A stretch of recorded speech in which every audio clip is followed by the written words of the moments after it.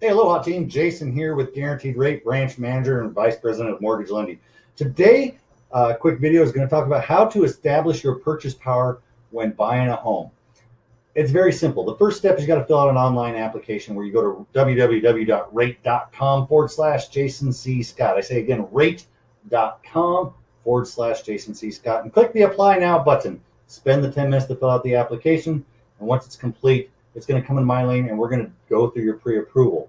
I'm going to view your credit, and then we're going to have a quick 15-minute conversation to talk about what your budget is, right?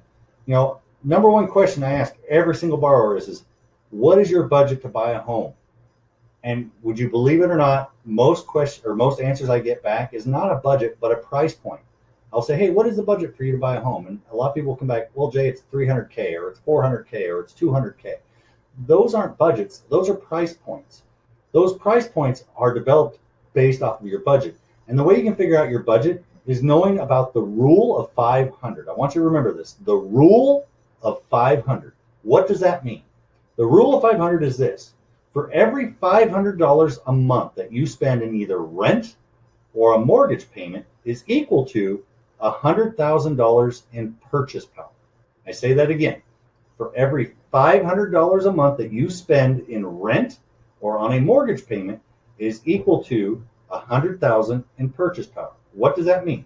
Well, if I ask you what your budget is, you give me a price point, I'll say, well, let's restructure this. How much do you pay in rent each month? Well, Jay, I spend about $1,500 a month in rent.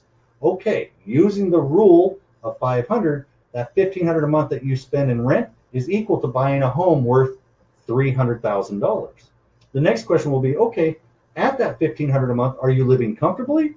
Are you thriving? Or are you just surviving? Because if you're just surviving, spending that amount to buy a home doesn't make sense. We might have to bring it down a little bit, right? But if you're like, no, Jay, I'm doing well. In fact, I'm comfortable. We have enough money left over. We can go do stuff. We like to travel, see the world, go to, whatever, right? Go to baseball games, football games. That's how you establish your budget. We're going to talk about, do you have, any car payments, right? Yeah, I have a couple car payments. Oh, really? What kind of cars do you have? Oh, they're fairly new cars. Well, how much is the payment? Well, I got one car payment that's worth $500. Guess what that car payment just did? That $500 that you have in car payment just took away $100K in purchase power, right? So that's why it's important to establish your budget. How much you're going to be paying for your lodging, or basically, your home, right? Your lodging, your vehicle, your transport expenses. How much do you spend a month in food? A lot of times when I ask people how much do they spend in food, what is their food budget? They're like, oh, $400. And I'm like, that's a straight out bold-faced lie. You have a family of 4. If you're only spending $200 a month on food, you're starving. And I'll be honest, you're looking pretty healthy to me. I'm just kidding. I would never say that. I would never call somebody fat.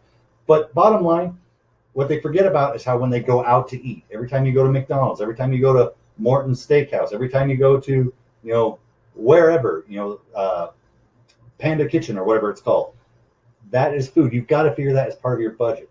On average, the average family of 4 spends anywhere from $800 to $1,200 a month just in food, whether it's grocery shopping or going out to eat. You have to know those things. And that's what we sit down is we establish your budget, which then ultimately helps us determine what truly your purchase power is by using the rule of 500.